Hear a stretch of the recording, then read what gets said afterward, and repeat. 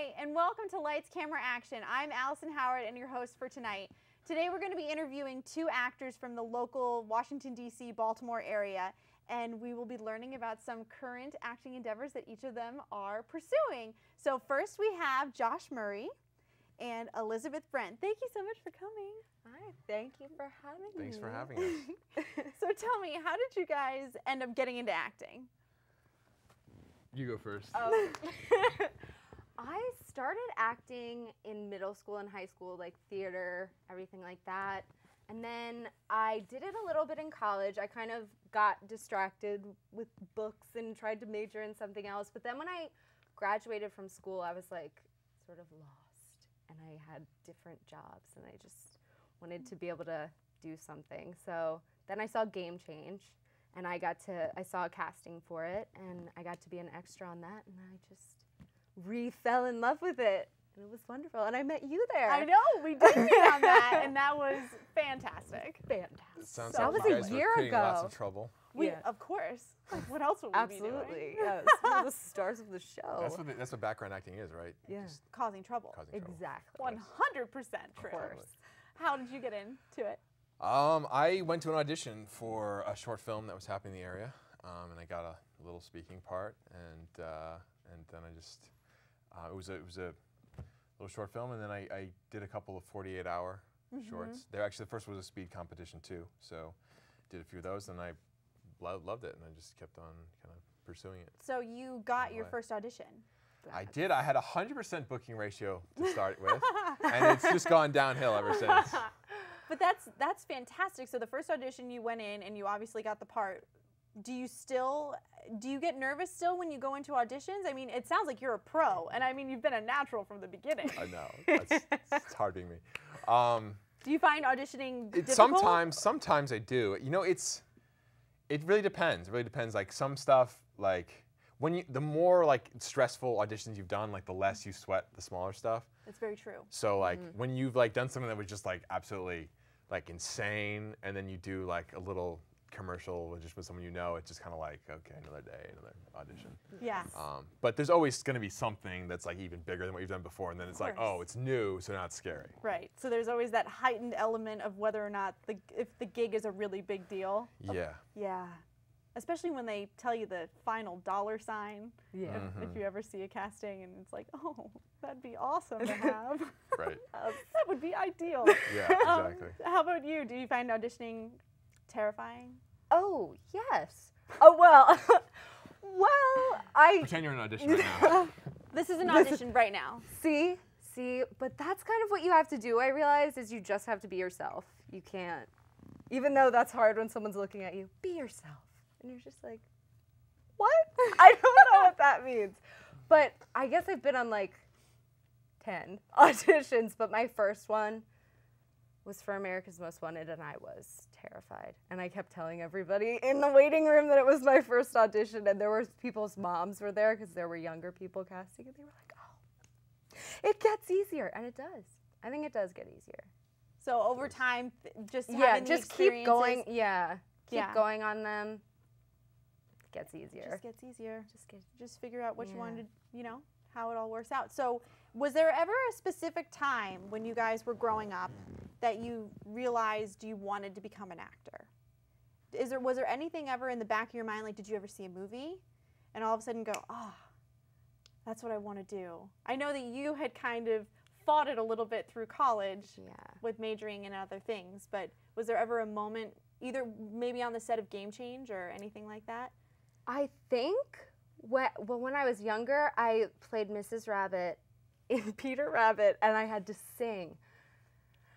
I'm not a good singer, but I did it, and the feeling that I got on stage afterwards, and meanwhile, I was like 9 years old, but I was just like, that is awesome.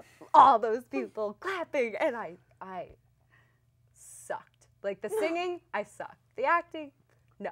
But, after that, I just loved it, and then I kept going, and then I think Game Change, like that got me more into definitely film.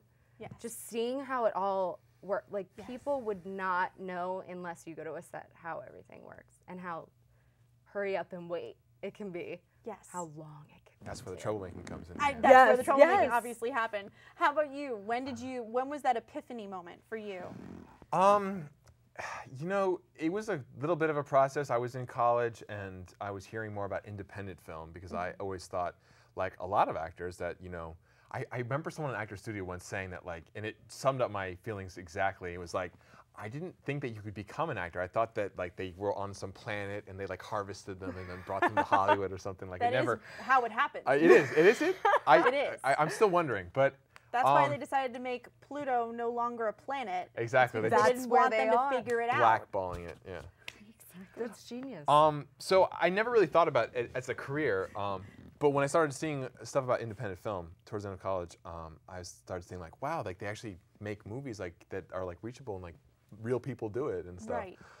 And I started thinking like, oh, that'd be interesting to like be involved in film. And my dad was a screenwriter, so I was kind of aware of the film industry since I was a kid, a little bit. And and there was a few movies that I was seeing. I always loved movies, and there was, you know, definitely a few over the years that I saw that were just like, that's so cool. Like I want to do that, and like watch behind the scenes and all that kind of stuff. The DVD features was a big like motivation for me, like just seeing it Don't you happen. love and that stuff. is the best. Yeah. I love the extra features on Yes. DVDs. Like seeing how it's filmed, seeing the different actors and actresses talking about the characters that they're playing. Yes. Now, since both of you are local here and you ended up getting into films once you had already graduated college, were you surprised as to how many local films and local independent films were filmed around here? Yes. Yeah, pleasantly surprised. Yeah. Isn't that fantastic? Well, and even big films that come I to know. town to visit. Yes. Yeah. Because I remember thinking you have to move to New York or Los Angeles in order to get Do into anything. acting, but you don't anymore. No. Yeah. There's a lot going on. I would have never known unless I was in it. Like people, I'll tell some of my friends that aren't in it, and they're like, "What?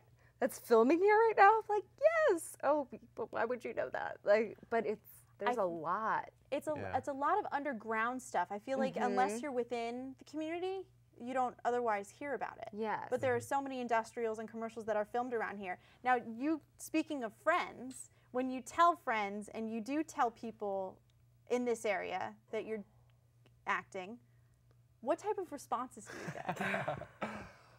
Oh. Oh, that's nice for nice. you. But what's Do your they real do that? job? Do they do film here? Yeah, what's your real job? Yeah. Are you moving to LA now, or? Are people receptive? I mean, obviously they're skeptical, but do you? I feel like some, if you start telling them things you've done or kind of, I don't think people, unless they're really in the throes of it, understand kind of like what it is like. But yeah, you get the, oh, okay, that's fun hobby for you. I'm like, no, it's not a hobby. I love Sean Pratt wrote a blog about that once where he's like, people always say like, oh, that's nice. So what do you really do? Yo. And he's like, What's your real job? actually, I'm an restaurant where actor. do you I really work in?" act. That's what I do. Yeah. It's interesting though, because you wouldn't necessarily think of this area as being filled with the arts, but there is a large community of it, considering, and I don't know. I always find it interesting to hear what people say or whatever. Anywho, speaking of projects, do you guys prefer working in film or do you prefer working in theater? Well, both of you ponder that right now. Okay. Film. You prefer working in film? Yeah, although this is a really great place to do theater. This is a great town to do Yeah. theater. It's the so- second biggest theater district or theater. Yeah, that's what I've heard. You know what? Theater what this town. means. It's the biggest. Yeah, there we best go. theater town in town. Yeah. And Christopher Walken Yeah, has Christopher come to Walken, visit. No, that wasn't that. No, that was a circus director. Oh. I was gonna say though, like the voices was actually, I kind of feel like how I got into acting, because long before I ever thought about doing an actor, I was always fascinated with imitating people. So like when I was a kid, I used to like make fun of people's voices and like copy them and stuff. Did you ever make any sort of like homemade cartoon and like do the voices for the cartoon? I never did any like film or cartoon stuff. What I did do was I would leave funny voicemails, and make funny voicemail answering messages. Oh. And like I used to, my parents, I used to like make my parents' voicemail message like in a different voice every week. And the one funny anecdote is my mom met someone who she had only communicated with on the phone once, and she came over and she's like introducing my mom to her husband, and my mom's friend's like, "Oh, this is the woman with the Australian husband," and she was like, "What?" And it's like, oh no, that was my kid. That was my son. On my answering machine. Oh, answer machine. Sorry. And he's not Australian either. No, he's not at all. He's American, but Yeah. he likes to think he's Australian sometimes. Yeah. So did you do that frequently? You said every Yeah. week. Yeah, well, I don't know. Yeah, frequently. You were meant Yeah, to and be then an once I got a actor. cell phone, then it was like, Oh, forget no. Oh about yes, it. prank calls. Yeah. You do crank call people? Yeah. I don't you? do, actually. Well, this is going to get way off tangent, but I just did I a love one that I'll tangents. have to show you later. You did one fun. recently? Yeah, I called a disreputable service and talked to them in a Russian accent. It was very fun. Do people believe you? They do, yeah. And it's annoying because like they just take me seriously, and then I have to just like be more Yeah, you have weird to and keep goofy going with to it. Keep going with it, see how far you can push it. Pushing the limits, man. Pushing the limits on everything. So here's a question for you. When you first started acting and you first started getting into this, obviously you were getting advice along the way. What if you could go back and tell your past self any piece of advice, what would you tell them? Less. Do less? Do less, yeah. Really? Do you find on film that you kind obviously of, you need to kind do of. less? It's a little bit of a joke, but Michael Caine told a great story about a famous theater actor who was on film once, and the director was saying, like he did the first take, and he was like, cut. He's like, John, do less. And then he would go it again, and then he would do the take, and then he would come back, and he's like, cut. He's like, John, no, really, less. And then finally, he did it so many times, he came back, and he's like, said to the director, like, if I do any less, I will be doing nothing. And he's like, now you've got it. So there obviously is a particular art to doing film. Yes. Well, yes. I think honestly that theater has become so naturalistic now that it applies to theater a lot too. But just in a general term, and I mean, it can be confusing because when you first start acting, you're like, do nothing. Like, well, okay, I'll just sit here. But it's not that you don't do anything. It's just that you don't fake anything.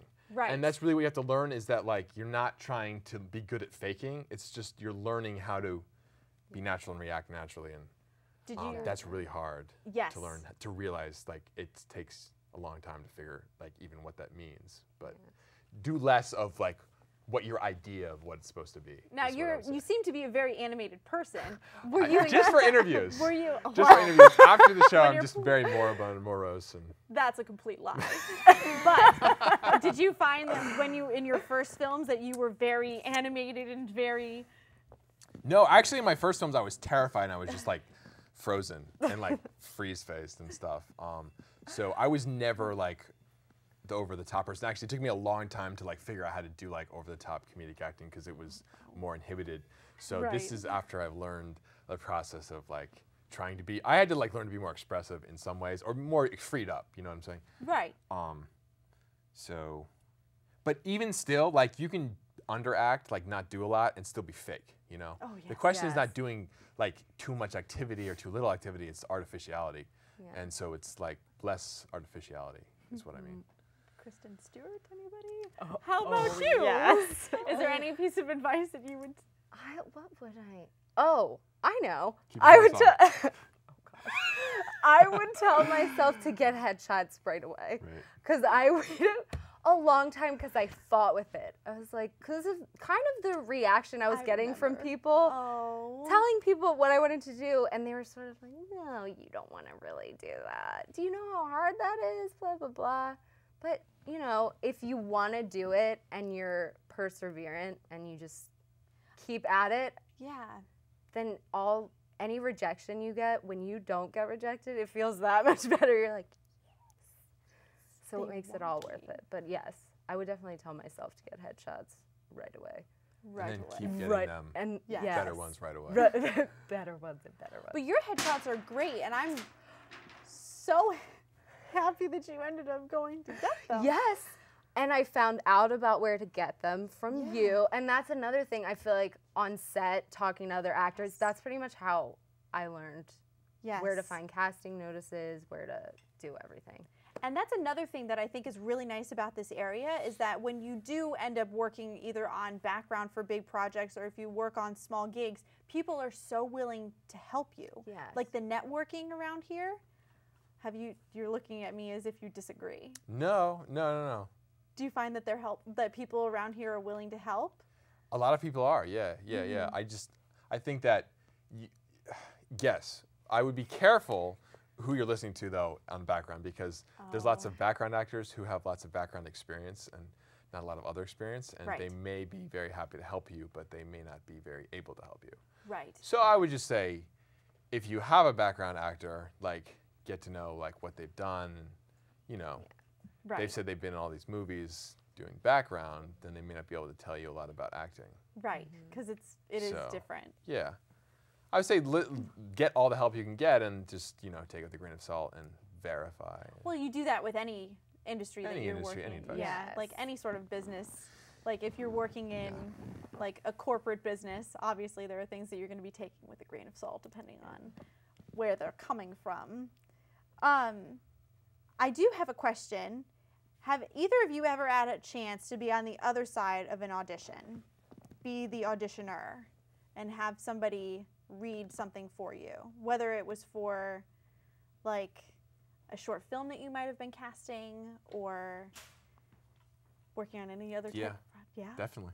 Yeah. I have not. I would like to, though. I kind of want to see how it works. Yeah, the advice they give people is to be a reader. Like, go tell a casting director or a director that, like, he'd love to be a reader, and then you can go and just be the person that reads the script for them, and then see a bunch of people audition. Right. It's great when you're starting out. I've had the chance to do that, and I've also made some films of my own, and I've been the lead in a film where I had to read opposite, you know, the supporting actor, stuff like that. In so the yeah, auditions. I've seen quite a few. Now, do you ever find that do you find you pick up things that are interesting that you end up taking from those auditions? Or not? I mean, not specific. I mean, I've never like been competing with someone that I was auditioning. No. But I mean, you definitely learn, even if it's just stuff not to do. Like, you experience like, oh, like, you know, like, oh, I see how it could be nicer to experience someone auditioning in that way, or like, oh, I should never do that in an audition. Like, that's really annoying, or stuff like that. I feel like those types of things are real helpful, though. I think the biggest thing that you realize is that if you have 100 people coming through in a day, reading the same script, and everyone does it the same way, it's like if you don't leave an impression and be unique and be yourself, you know, and bring something to the table, it's like, okay, that was great. I've seen that 50 times. No. Yes. You have to be memorable. Yeah. Yeah. Do you find that that's something that's really difficult to do when you guys are going into an audition and knowing how many people have gone before and after you and trying to figure out a way to be unique? Well, for me, I think I'm taking classes right now, so that helps a lot with because they like drill that into my head, like be different than the other people that are coming through. Like, try it different ways when you get the sides, as many different ways as you can, see what works. But yeah, it's hard, especially if you get the sides right when you get there and you haven't been you don't know really what to expect.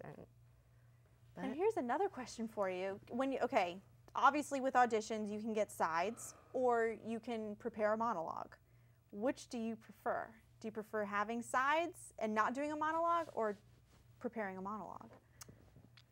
I feel like with the monologue you have control over it because you're comfortable with the monologue, but then that can also be bad sometimes because I feel like if you get too comfortable with the monologue, it comes out just maybe too fast, or you've done it so many times. So good to like update your monologue like as many times as you can, just find different ones.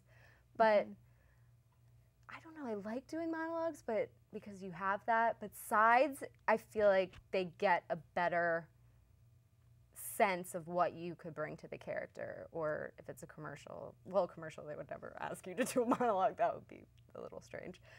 But I don't know. I might like monologues better. I don't know. I find a lot of times they ask you to do the monologue first to see what your acting is, and then they have you do the sides to see what you're like as a character. Yes. So typically I don't have like a choice between one or the other, but I don't really like monologues, but obviously you'd rather be prepared, so it's kind of like a 50-50 thing. Right. Yeah. Is that the answer you're looking for? I mean, I know did I get it right? I'm not looking for any specific answer. I was just curious. Took me right off my mind. Guys, sorry, this isn't a test or anything. Awkward. No, I was just curious because I personally prefer sides. I don't like monologues. You don't like monologues? Well, the thing I don't like is like pretending to act as somebody who's not there. It's always annoying. That's hard. And not making sure not to make eye contact with one of them so they don't feel weird Look if you're above staring at them. Yeah. Yes. Absolutely. No, I think that I don't know. I feel like there's something that's less organic about doing a monologue than there is about doing something with a side. Even if you have a monologue that is part of the side. Like if your character does this long spiel about something, if you just read that. Yeah. It all depends on preference. I much prefer to read to someone, even if it's just a monologue to somebody, obviously. It's absolutely. helpful. Now, what is the strangest thing that you guys have ever had to do for a role? Well, we all know Elizabeth. Yeah. So the two of us now. you were about to find out. Speaking of, it was very nice meeting you again after we worked together on America's Most Wanted. Why don't we unfold the story for the audience? Oh, okay, so first we introduced ourselves. Yes. And then we asked what our first audition was like. Yes. And then you were like, oh, mine was for America's Most Wanted. I was like, oh, really? When was that? And then I said January. I was like, oh, I auditioned in January for America's Most Wanted too. And then you were like, well, what did you play? And I was a stripper. Oh, there was one there. They had those in my episode too. Yes. And then we realized we did in fact work together. Oh yeah. Oh, you were the girl standing behind me when you were running outside. Oh, right, good. You were the stripper running around outside. Good to see you again. Yes, good to see you too. Clothed. I'm so happy we recreated that. I know. That was good recreation. It's like a little moment. Yes. So Elizabeth, a recreation of a recreation for a TV show. Oh my gosh. Wow. And they're making a movie out of the recreation. So you played a stripper. Oh yes, that was very interesting. And that was only the second thing I had done since Game Change, and it got fun by the end of the day, which was scary, but it got very fun, and everyone was so professional that you kind of forgot that you were in a strip club. And you're clothes stripper. Yes, yes. Yeah, we didn't have to take our clothes off. We were just in like... Thank you. We want to clarify that just in case. Yeah, wasn't running around naked. Before you jump to conclusions. So. What was the strangest thing you've done? The strangest thing that I've done, you know, that's a good question. I should have like my list of like strange stories of things that I've done for films. I don't have a really crazy thing that pops into my head. I think mostly the things that I've done that are weird are like falling, like just stunts. Mostly stunts. What kind of stunts have you done? I've done. I always end up falling and like getting hurt in like all my movies for some reason. So wait, like, you actually get hurt? I mean, well, my character gets hurt or falls, whatever, and then I get hurt in real life doing the fall. So I've never taken any stunt lessons, which I should probably do because I keep falling. But like I've like fainted multiple times. I did one movie where the whole time I was basically getting like fainting and not getting knocked off my feet and stuff. Oh, wow. And then another movie I died, like had a heart attack and just fell flat on my face, and they had to do that like 20 times. And then I was hanged, and then I was people like to see the last two movies I had something wrong. I was shot in the leg and I had to like limp on a crutch, and like that all day like really gets old. That hurts. And it's just stuff like that. You know, and then like when I did a play, of course, it was like all stage combat and like getting beat up and stuff the whole time. Wow. So. And you've never taken any classes for Never taken any classes. I just kind of like. Just got myself hurt and just learned it the hard way. Literally learned the hard way. Yeah. The first time I had to fall, like it was outside and they put down like a little like sleeping bag, and like I fell backwards and like you could audibly hear like my head hitting the ground, and they're like, "Oh, we heard that." I was like, "Yeah, I felt that." And it hurt. And it hurt, in my yeah. head. That hurt. Exactly. Real quick, last question. What type of part would you like to play that you haven't yet played? Real quick. Pirate? Oh. An animal of some sort. Something fluffy. Yes. Yeah. Like a bird Birds aren't in fluffy. a suit.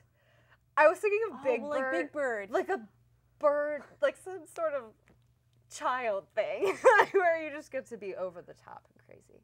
That would be That'd be it. fantastic for you. Absolutely. Don't you think she'd be great at that? Just You to have use kind of a your bird hand. vibe. Yeah, going on. I'm feeling It's getting bird. bird. Yeah, bird, and there's like trees around. Why Exactly. don't you just flap your little Exactly. wings and light on that tree over there? Yeah. I'm just getting a blue. The color I'm getting is blue. Would you be a blue jay? Ooh, Ooh, but they're mean. or maybe they are mean. Tell they're birds. They're So they're very birds. mean. Right. They are very mean. Okay, I think we do have time for one more question. Oh, wow. Do you remember the very first audition you ever did? It was we that cover short this? film. Well, it was you booked your first audition. Right. Yeah. Do I remember what it was like? No, what was it for? A short film. Yeah, it was for a short film. What character did you play? I played an angry teacher. I mean, an angry parent of a little kid. Oh. Angry father. So, That would be a good one. yeah. I was a sarcastic angry father. Sorry, go ahead. Oh, it was the stripper. It was the stripper thing. Yeah. We didn't have to strip in the audition, but They didn't. we had to be backstage at the strip club, putting on makeup and stuff. It was interesting. It was definitely interesting. Hopefully you've garnered all of those tips and you've Yes. considered them and everything. Mhm. But thank you so much for coming. We're gonna have to Thank wrap you. up. And she's awesome. Isn't she awesome? Yes. This is like the most fun interview ever. It was. Oh my God, you guys are so nice. I'm bringing you on more often. Well, Please this do. has been Lights, Camera, Action with Allison Howard, and thank you so much for both of you coming on. And I can't wait to hear about more things that you end up doing. And when we see you on the big screens, it's gonna be great. Thank you. All right. Thank you. Awesome. Thank you so much, and see you next week.